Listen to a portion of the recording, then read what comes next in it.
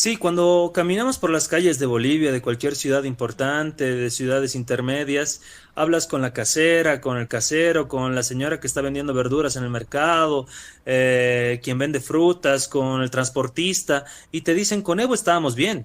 Coméntanos, ¿cómo está la situación actual de Bolivia y qué es lo más importante que hay que saber de Bolivia? Bueno, se ha desatado una campaña bastante fuerte en lo comunicacional, en lo mediático, en contra de Evo Morales Ayma, ¿no? Desde hace algún tiempo atrás, que involucra al gobierno de Arce y David Choquehuanca, por supuesto, ligado a las oligarquías tradicionales y conservadoras de la otrora República de Bolivia y hoy Estado plurinacional. Prácticamente lo mismo que han vivido ustedes, la persecución judicial o la judicialización de la política, lo estamos viviendo nosotros en Bolivia. El caso de Cristina Fernández de Kirchner en Argentina es análogo a lo que está viviendo Evo Morales, que hoy tiene más de 14 procesos penales en su contra que buscan proscribirlo, inhabilitarlo para las próximas justas electorales. Lo que vivió Rafael Correa en Ecuador es prácticamente copiado y pegado lo que estamos viviendo en Bolivia. La traición desde la propia organización, desde el propio proyecto político. Recordemos cómo Lenin Moreno traicionó a Rafael Correa, llegándolo pues perseguir judicialmente y finalmente inhabilitarlo, proscribirlo de toda posibilidad política en su país. Lo mismo hizo Luis Alberto Arce Catacora desde, podríamos decir, finales del 2021, principios del 2022, ¿no? Toda una construcción de un aparato de la judicialización de la política, un lawfare que tiene unos matices más propios, ¿no? Que tiene unos matices de involucrar al ámbito del Tribunal Constitucional Plurinacional de Bolivia e involucrar también al órgano electoral de nuestro país, al Tribunal Supremo Electoral. ¿Qué es lo que han intentado hacer? A ver, desde el principio han peleado la sigla más IPCP. Finalmente esta sigla, que es un mero requisito formal para participar de contiendas electorales, se ha quedado con Luis Arce Catacora y David Choquehuanca, es decir, han despojado de la histórica sigla del MAS y PSP, la han disociado del sujeto constructor de aquel proceso político, Evo Morales Ayma. Hoy por hoy, el MAS y PSP no es igual a decir Evo Morales, como pasaba hace 20, hace 25 años, ¿no? El MAS y PSP como sigla se ha quedado con Luis Arce Catacora en los papeles, si quieres, pero Luis Arce Catacora se ha quedado simplemente con el esqueleto de las organizaciones sociales, ya que todas las bases orgánicamente están con Evo Morales Ayma en el nuevo proyecto que se llama EVOP, que también se ha criticado, ¿no? Diciendo, qué clase de idólatra quiere, le pone su nombre a su propia sigla. No, no lleva su nombre, es EBOP. Estamos volviendo, obedeciendo al pueblo. Es la nueva sigla que busca inscribirse para no estos comicios electorales de agosto del 2017 de agosto de este año, sino para los quizás próximos comicios subnacionales y los próximos comicios nacionales, ¿no? Entonces, de momento, primero se le ha quitado la sigla Evo Morales. Posteriormente, se ha buscado malinterpretar o interpretar de manera caprichosa la sentencia, la famosa sentencia constitucional 1010 quebrado 2023. Ante ello hay que decir, el accionante en esa sentencia constitucional era un señor que activaba justamente la acción de amparo constitucional porque consideraba que sus derechos estaban siendo vulnerados en la postulación de candidatos para los cargos de autoridades judiciales.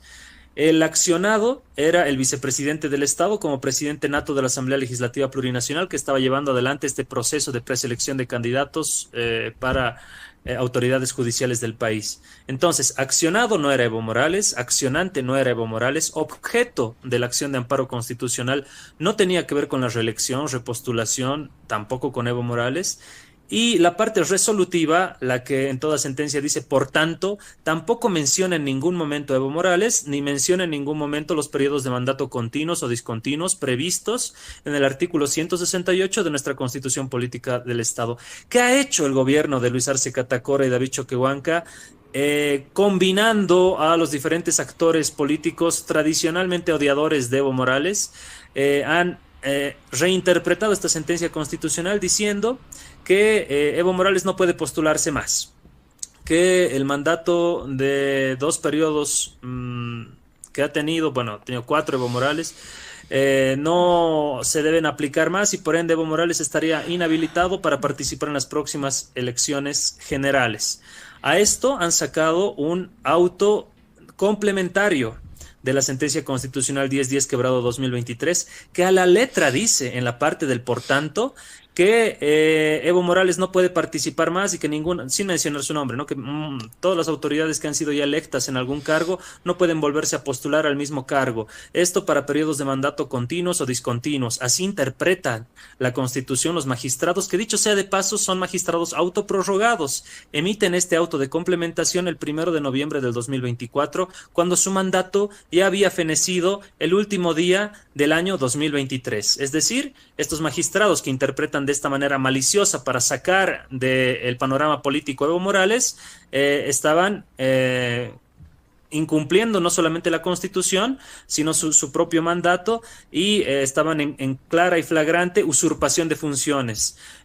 Dicho sea de paso, protegidos, apadrinados por el propio gobierno de Luis Arce Catacora y David Choquehuanca, que no hicieron nada para sacarlos de sus cargos, estos magistrados autoprorrogados que hasta el día de hoy fungen las altas magistraturas del Tribunal Constitucional Plurinacional del país.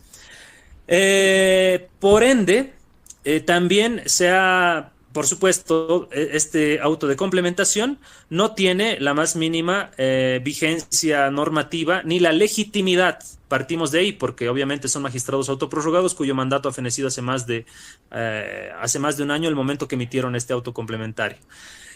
Por otro lado, trataron de señalar que Evo Morales tiene una orden de aprehensión por un caso de estupro o violación de menores. Evidentemente existe esta orden de aprehensión porque él no se ha presentado a declarar, por eso se ha emitido una orden de aprehensión, pero una orden de aprehensión en ningún momento es análoga a una sentencia condenatoria de cosa juzgada. Y nuestra Constitución es clara y taxativa en el artículo 234 y 238, en el cual establece las causales de inegibilidad y de acceso a la función pública.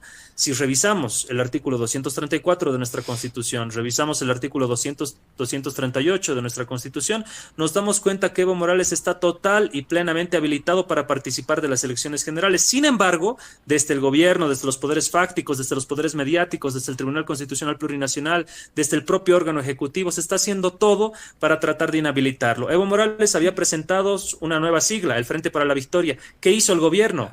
En concomitancia con el órgano electoral de nuestro país, persiguieron de tal manera a la sigla Frente para la Victoria que terminaron quebrando esta alianza, es decir, los amenazaron a los dueños de la sigla Frente para la Victoria y les dijeron: nosotros les vamos a quitar la sigla porque además tenían procesos pendientes. Los acusaron en el de órgano K. electoral. Sí, sí, nos rompen la alianza con Evo Morales. Claro. ¿No? Vaya, Entonces, qué terrible la situación. Joder. Sí, y no es todo, ¿no? Además del intento de asesinato que sufrió Evo Morales, que fue de noticia mundial el pasado 27 de octubre, si no estoy mal en las fechas, que la Fiscalía terminó desestimando el caso, a pesar de que el ministro de Gobierno admitió públicamente que fueron policías del Estado boliviano los que participaron en ese operativo que terminaron baleando el auto de Evo Morales, más de 15 impactos de proyectiles, ¿no? Entonces, esta investigación finalmente fue descartada por la Fiscalía. Entonces nos damos cuenta que en Bolivia vivimos en un total estado de no derecho y esta es la situación mediante la cual Evo Morales está todavía peleando por inscribir su candidatura el 16 de este mes, el 16 de mayo. Ya faltan poquitos días para ese evento, y finalmente poder participar en las elecciones generales el 17 de agosto. Decisión que va a recaer su habilitación o inhabilitación no en el Tribunal Constitucional Plurinacional de Magistrados Autoprorrogados, sino en los miembros del Tribunal Supremo Electoral. Dicho sea de paso, un Tribunal Supremo Electoral que el día de mañana va a escoger un nuevo presidente, ya que su presidente, el señor Óscar José Teufel, ya ha cumplido 2 mandatos continuos como presidente del Tribunal Supremo Electoral. Por Constitución solamente puede cumplir 2 mandatos, no un tercero, ¿no? Sin embargo, se habla de que también este señor se estaría intentando autoprorrogar en el cargo y seguir como presidente del Tribunal Supremo Electoral hasta que culminen las elecciones generales, gestando las bases de un eventual fraude electoral en Bolivia. Y más allá de todo esto, punto aparte, tienes las declaraciones del general Zúñiga, que da cuenta que la incursión militar de 26 de junio del 2024 fue todo un montaje puesto por el gobierno de Luis Arce Catacora para subir la popularidad del presidente, ¿no? Lo que todos Ese intento creían, golpe de Estado. El autogolpe. El autogolpe. el autogolpe de Estado nunca fue un golpe de Estado, fue una pantomima, un show montado, y nos Por remitimos Dios. para ello a las declaraciones del propio ministro de Defensa, Edmundo Novillo, y las declaraciones del propio señor Zúñiga, ex comandante de las Fuerzas Armadas, para medios argentinos y mexicanos, ¿no?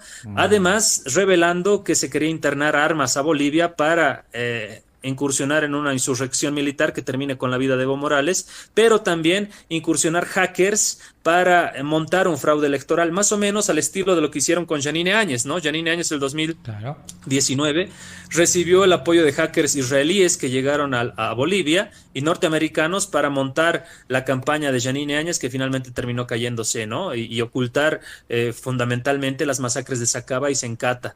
Entonces, todo eso está aconteciendo en Bolivia en lo puedo resumir en este poco tiempo, pero nos tomaríamos toda una noche, todo un día, toda una semana para detallar todo lo que estamos viviendo en el país, más allá de los 150 presos políticos que tenemos por el tipo penal terrorismo, ¿no? Lo que hablaba hace un momento la compañera. Recién el día de ayer salieron dos compañeros dirigentes, Humberto Claros y Ramiro Cucho, que habían sido detenidos, que nunca se comprobó el ilícito, pero fueron aprendidos, secuestrados por la policía boliviana, puestos a disposición de las autoridades y encarcelados hasta el día de ayer por el único hecho de protestar contra el gobierno, ¿no? Eso es el panorama que a grandes rasgos les puedo dar. Quizá me he olvidado muchísimos otros puntos, la escasez de diésel, la escasez de combustible, la escasez de dólares. Todo lo que estamos viendo en Bolivia lo podemos resumir quizás en esos pequeños minutos que quizás me he extendido mucho. Nos podemos hacer una película de Netflix con ustedes, Terrible. tranquilamente. Ahora, pareciera que estás hablando de Argentina y no de Bolivia, ¿no? Autos prorrogados, proscripción, intento de magnicidio. Es muy similar a lo que pasó aquí en Argentina con la figura de la vicepresidenta, el tema de la proscripción también, porque se viene... Aquí hay un juicio latente que todavía no está todo determinado, pero apunta a que también no se pueda postular Cristina. Pero lo que te quería preguntar fundamentalmente, Gabriel, es... Sabemos que la postura de la justicia en Bolivia, sabemos la postura de gran parte del conservadurismo en dicho país. Ahora queremos saber la postura de la gente. ¿Qué opinan los bolivianos y bolivianas de una posible candidatura de Evo Morales nuevamente en el país? Sí, cuando caminamos por las calles de Bolivia, de cualquier ciudad importante, de ciudades intermedias, hablas con la casera, con el casero, con la señora que está vendiendo verduras en el mercado, quien vende frutas, con el transportista, y te dicen, con Evo estábamos bien. Con el Evo no había escasez de dólares, con el Evo no había escasez de productos, con el Evo no había que cada semana suban los precios de la canasta familiar, los productos de primera necesidad. Con el Evo hacíamos filas para entrar al cine. Y entrar a los restaurantes. No hacíamos filas para comprar pan, para comprar fideo, para comprar arroz, para cargar gasolina, para cargar diésel. Vivimos una situación sumamente trágica. Que vuelva Evo, dice la gente, ¿no? Con el Evo no había esto. Eso por un lado, la gran parte mayoritaria que ha vivido el verdadero modelo social comunitario productivo, que no es propiedad ni hechura, si quieres, de Luis Arce Catacora, como él mismo se atribuye, ¿no? Yo soy dueño del modelo social comunitario productivo, yo lo he creado, yo lo he puesto en funcionamiento. Dice, el modelo social comunitario productivo es un modelo colectivo, no es patrimonio de una sola persona o de un erudito que se le ha ocurrido. Es un modelo que data de largas luchas históricas del 89, la marcha por la vida, tierra y territorio, la guerra de la coca en el trópico de Cochabamba contra la DEA y las bases militares norteamericanas que estaban en Chimoré fundamentalmente, la guerra del agua del año 2000, la guerra del gas del 2003, finalmente el ascenso del primer presidente indígena por voto popular y mayoritario el 2005 y su ascenso el 2006 y posterior la nacionalización de los hidrocarburos. Un montón de procesos históricos y sociales han hecho al modelo social comunitario productivo, y que el día de hoy tienes un gobierno que dice yo soy el dueño, yo lo he creado, yo lo he inventado, y se atribuye conquistas colectivas y populares que dan cuenta del clasismo de un gobierno que incrustó a este señor Luis Alberto Arce Catacora y a sus colaboradores, David Choquehuanca, que yo lo comparo muchísimo a David Choquehuanca con Yacu Pérez de Ecuador, ¿no? Ah, mira. El pachamamismo, le digo yo. Era ¿Por tipo qué? Milei, Eh, pero como tratando de engañar al pueblo indígena no, pueblos originarios. Claro, te dicen que la Pachamama, que la Madre Tierra, que el Sol, que la Luna y demás, tratando de retrotraer la cosmovisión histórica de nuestros pueblos indígenas originarios campesinos, sus usos, sus costumbres, pero en los hechos se venden a cualquier millonario, como lo Ah, hizo Yacu Pérez con Guillermo Lasso, por ejemplo, el banquero ecuatoriano. Tal cual. Lo mismo David Choquehuanca, que ha rifado los bonos soberanos, por ejemplo, o ha tratado de hipotecar, vender, mejor dicho, el litio boliviano a capitales británicos y a capitales norteamericanos en los eventos que ha ido en la Bolsa de Valores de Nueva York y en la Bolsa de Valores de Londres, ¿no? Entonces, es un sujeto que el más peligroso y el más despreciable, me atrevería a decir, incluso mucho más peligroso que Luis Arce Catacora, ¿no? Ah, Quien mueve mira. los hilos verdaderamente de esta, de todo este movimiento odiador de Evo Morales Aima, ¿no? Quien tiene el ajayu, si quieres, el espíritu, el alma de ese odio intestino contra Evo Morales es David Choquehuanca, que contagia al resto de funcionarios gubernamentales que ni siquiera saben qué significa MAS, ni siquiera saben qué significa IPCP, que en los eventos cuando se celebran 30 años del MAS ni siquiera sabían cuántos años estaba cumpliendo. Son claramente funcionarios públicos que se van a vender al mejor postor, al que venga, ¿no? Y en eso, Claro. pues, también reciben ciertas dádivas de los hijos del presidente, por ejemplo, involucrados en negocios millonarios del litio, de madera, de venta de otros recursos naturales, vinculados con empresas rusas, empresas chinas, capitales norteamericanos, ministros de Estado que están defendiendo a los hijos del presidente, como si se tratara de una monarquía, ¿no? O como si las funciones de un ministro de Estado fueran defender a los hijos del presidente. Entonces, todo esto estamos viendo en Bolivia que, como lo dijo tu compañero Sofía, Sí, sí, se Misael. trata de una misma dinámica. Perdón, sí, se trata de una misma dinámica, se trata de una misma geopolítica de dominación imperial, se trata de las mismas estrategias y mismas tácticas que aplican a los gobiernos populares, que aplican a las figuras preponderantes del progresismo latinoamericano. Lo hicieron con Correa, lo hicieron con Lula, lo hicieron con Cristina, lo están haciendo con Evo y lo seguirán haciendo, ¿no? Es el mismo libreto de la gente de Estados Unidos, que obviamente a través de la NET, a través de la CIA, a través del Departamento de Estado, maneja muy bien los hilos de la geopolítica de dominación imperial. la verdad Así es. que da para hacer mucho más con el doctor, ¿eh? Pero bueno, el tiempo es tirano como, bueno, como las oligarquías locales, vos lo debes conocer mejor a eso. Así que te agradecemos por este tiempo, te prometemos, si hay tiempo, si puede mañana, lo comprometemos. ¿O no hay? No sé si estoy metiendo la pata, Sofi. Puede ser, sí, mañana déjame ver la agenda y me comunico directamente en caso de que él también esté su agenda No, todavía. pero debe estar desocupado si en Bolivia no pasa nada por lo que nos contó, así que no te preocupes. Imagínate todo lo que está. Tiene todo el tiempo del mundo. Pero bueno, por último, para la gente que está más o menos desconocida, porque quiero, me hicieron para hacer una repregunta, ¿qué diferencia hay entre las elecciones nacionales y las subnacionales que recién mencionó al principio el doctor? Si nos puede dar esa diferencia. Claro que sí, las elecciones nacionales están dispuestas para este 17 de agosto en caso de que no pasara nada y que el gobierno de Arce y David Choquehuanca no intenten nuevamente autoprorrogarse, al igual que lo hicieron los miembros del Tribunal Constitucional Plurinacional y lo intenta hacer también el presidente del Tribunal Supremo Electoral. En condiciones normales tendrían que desarrollarse el 17 de agosto de este año. Las elecciones generales escogen presidente, vicepresidente, senadores, diputados uninominales, diputados plurinominales y diputados supraestatales que nos representan en organismos internacionales. Las elecciones subnacionales, eso es a nivel nacional.